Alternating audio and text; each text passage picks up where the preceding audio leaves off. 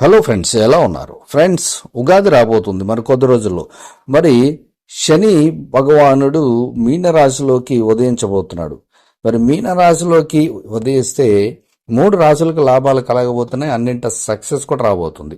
మరి ఆ రాశులు ఏంటో మన వీడియోలో తెలుసుకుందాం ఫ్రెండ్స్. ఈ వీడియోని లైక్ చేయండి, షేర్ చేయండి, కమెంట్ చేయండి, సబ్స్క్రైబ్ చేయండి, ఆ గంటను ఆల్ అని ప్రెస్ చేయండి. నేను చేసే ప్రతి వీడియో మీకు వెంటనే నోటిఫికేషన్లు అయితే వచ్చేస్తుంది. ఇక ఉగాది రాబోతుంది. ఉగాది నుంచి మీనరాశిలో శని ఉదయించబోతున్నాడు. మరి దానివల్ల 3 రాశుల వారికి చాలా చాలా సక్సెస్ రాబోతుంది.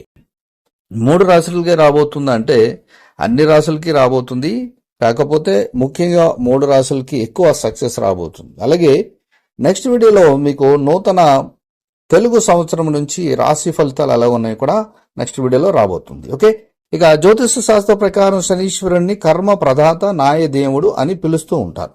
శనీశ్వరుడు వ్యక్తులకు వారి వారి కర్మలను బట్టి బహుమతులను, శిక్షలను కూడా ఇస్తూ ఉంటాడు. ఇక జ్యోతిష శాస్త్ర ప్రకారం శనీశ్వరుడు అత్యంత క్రూరమైన గ్రహంగా చెప్తారు. శనీశ్వరుడు అతి నెమ్మదిగా కూడా కదులుతూ ఉంటాడు.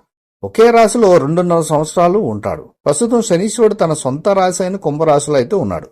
ఈ నెల మార్చి 29 ఆయన కుంభరాశి నుండి బయలుదేరబోతున్నాడు.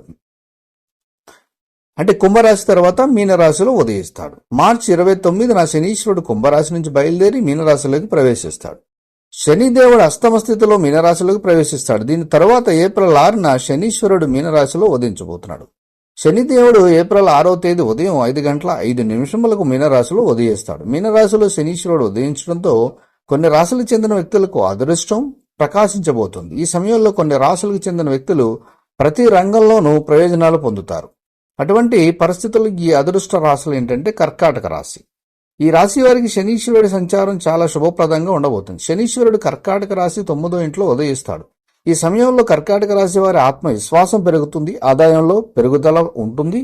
అంతేకాదు వీరు అత్యంత ఆనందంగా, సంతోషంగా ఉంటారు. పూర్వీకుల ఆస్తిని వారసత్వంగా పొందుతారు. జీవితంలో శాంతి ఉంటుంది. వైవాహిక జీవితం ఆనందంతో నిండి ఉంటుంది. ఈ కన్యరాశి వారికి శనీశ్వరుడు పెరుగుదల చాలా ప్రయోజనకరంగా ఉంటుంది. శనిదేవుడు కన్యరాశి 7వ ఇంట్లో ఉదయించబోతున్నాడు. ఈ సమయంలో కన్యరాశి వారు ప్రతి రంగంలోనూ విజయం సాధిస్తారు. సిరి సంపదలు పెరుగుతాయి.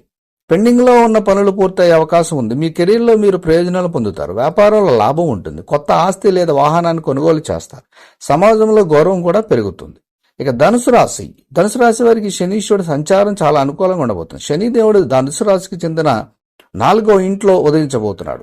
ఈ కాలంలో ధనుసు రాశి వ్యక్తుల ఆర్థిక పరిస్థితి బాగుంటుంది. కష్టపడి పనిచేయడం వల్ల కెరీర్లో విజయాన్ని సాధిస్తారు. ఈ సమయంలో కుటుంబంతో సంబంధాలు మరింత మధురంగా ఉండబోతున్నాయి. కాబట్టి ఈ 3 రాశుల వారికి, ముఖ్యంగా శనీశ్వరుడు మీనరాశిలోకి వెళ్ళడం వల్ల ఈ 3 రాశుల వారికి అత్యంత సక్సెస్ అని, అత్యంత లాభదాయకంగా ఉండబోతుంది. సో ఈ రాశులు ఎవరైతే ఉన్నారో వాళ్ళకి hats up. Thank you for watching.